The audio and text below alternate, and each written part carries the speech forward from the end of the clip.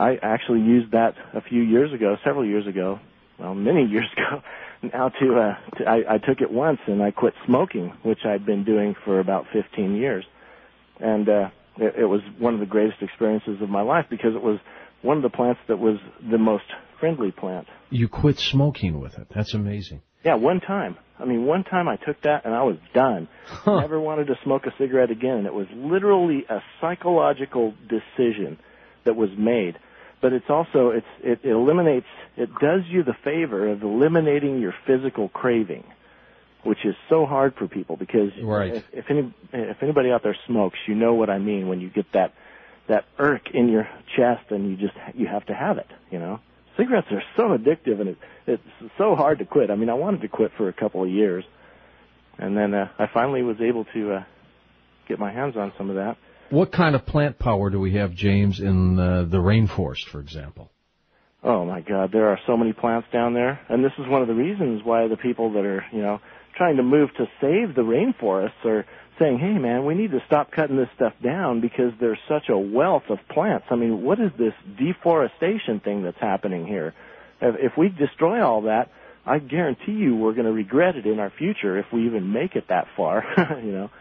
Actually, as we move into this age, I think all this stuff will be taken care of. But what we're going through and what's happening right now is not very good. Well, and there are also plants that I'm sure we haven't even uncovered yet that have cures for ailments and disease that we probably also haven't uncovered yet. Right. Well, put it this way: we have solid documentation of about 15,000 different types of mushrooms. We figure we have about 1/20th of them documented. So what does that tell you? And you said there were 15,000? 15,000. 1/20th? So you've got 75,000 mushrooms out there. Right. And we have the greater percentage of that, we have no idea what they are or what's in them. And that's just the mushrooms, you know. When we're talking about mushrooms, molds, and fungi, like penicillin, look at what penicillin did. We have one thing that we discovered that has been morphed and used in so many ways to cure so many diseases, and what is it? It's a mushroom, you know. It's a fungus. A fungus. Let's go to first-time caller. Welcome to Coast. You're with James Arthur. Hi there. Wonderful. It's good to be talking to you guys. Thanks. This is Brian in Fountain Valley, California. Hi, Brian. I am wondering how familiar James is with psychedelic trance music. As a sort of substance-free youth, I find it's kind of a way to keep myself conscious and self-aware without chemicals. And if you think it's more of a substitute or a supplement to the psychedelic experience. Well, it's most certainly a supplement.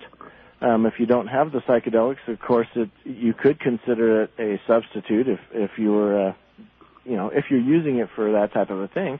And actually, music, trance music, especially synthesized music, those square waves and those triangle waves and all those strange things that are happening with a synthesizer are some of the most interesting effects produced inside your brain as far as synchronizing brain waves and other things like this. So absolutely, music is a huge part of our soon-to-come new, different understanding of how the brain works and how it functions and being able to utilize it to its full potential. I'll always remember the Beatles using sitar music toward their later songs that they created, probably just for that. Yeah, well, the sitar comes from India, and India has been, using psychedelic mushrooms for thousands and thousands of years, way, way, way back. I mean, all the Vedas, the books of the Vedas in the Hindu religion are the oldest texts they have, and 1,000 different hymns in the Rig Vedas are dedicated exclusively to Soma, which is the plant god Amanita muscaria mushroom. Amazing to have the ability to travel like that through the use of a plant. Back with more of your calls in a moment on Coast to Coast.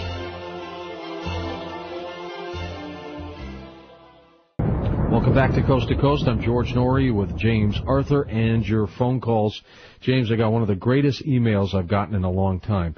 Somebody emailed me. Now, keep in mind, you said you can order this via your websites if you didn't have a computer. If you have a computer, if you didn't, you gave that toll-free number. Person emails me and says, I don't have a computer. I need the toll-free number. Okay. How did I get my email, right? Well, yeah, that is a good question. I love it. See, I almost tricked you on that, too. Well, just for the heck of it, I'll give out the number again. It's 559-877-4495. Or if you want to go to the library, you could get on the computer at the library, and it's jamesarthur.net. And from there, you can get links to all kinds of other really neat things, like our France trip in May and the events where I'll be down in Los Okay, now Angeles. I've got a different number. I thought you gave out 559-877-7573. Oh, that's right. What's the other one? That's the fax. Don't call that one. Yeah, don't call the fax. So let's give this one out one more time then.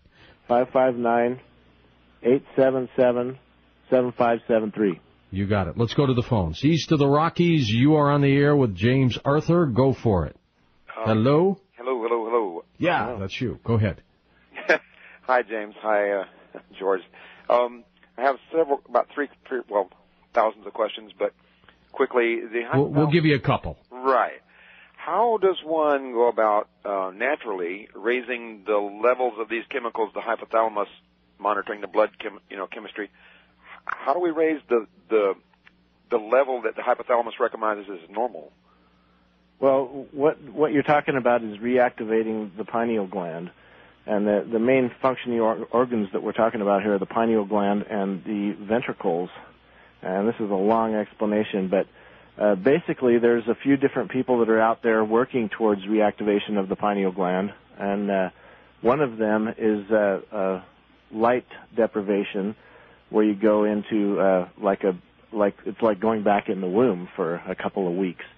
And it reactivates the pineal gland. And actually, people that are doing that after a couple of weeks without any light, all of a sudden their naturally produced DMT causes them to be able to see people in the dark. Now, in the complete dark, you're looking at people glowing.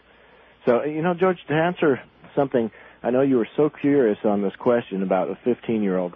Let me answer it, and I'm sorry that I couldn't come up with an answer, so I've been thinking about it, and let me give you kind of a roundabout answer for this. When these indigenous cultures all over the world incorporate these substances into their cosmology, their spiritual lives and their diets and everything else, these things are commonly used in the womb. They're used with children.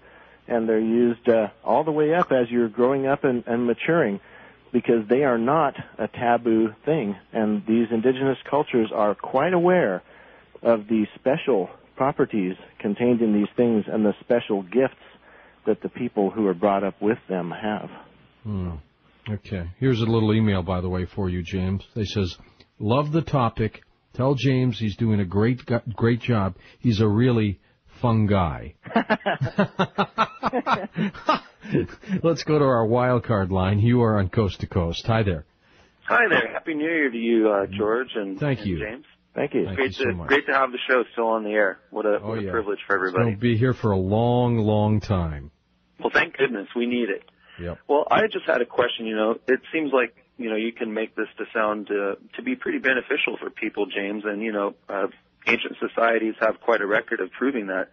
I'm just curious, there seems to be a general fear in society in general and even secret societies. I was just curious about that because, our societies and the government, which, is sometimes linked to the secret societies, not to mention our democratic right to control them, but, our governments allow for the use of alcohol and cigarettes, and those, seem to do very expanding the consciousness. I'm wondering why couldn't they regulate psychedelics? Not that I would really want that, but if they just want to make money through pharmaceuticals, why couldn't they just regulate these things? I'm just wondering if, they're just setting up more borders, besides just geopolitical borders there.